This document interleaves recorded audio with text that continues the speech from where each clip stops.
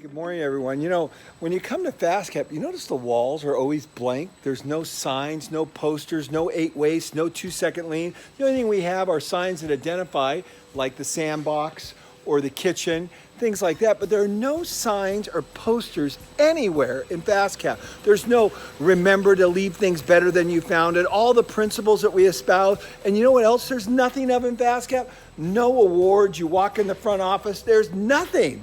You know why? You know where they all are? Because we've won every award you could possibly imagine. But this morning, I was cleaning up here. I was cleaning up in a basement area, vacuuming. And I go, wonder where all the awards are. And I came across the boxes. There they are. Awards right there. Up in the attic. Because that's where the awards belong. Because your customers don't care about what awards you've won. They care about what you're doing today for them and what you're going to do tomorrow for them. The quality of the work, that's what your customers care about. So take down all the posters, all the slogans, because it's all BS. It means nothing.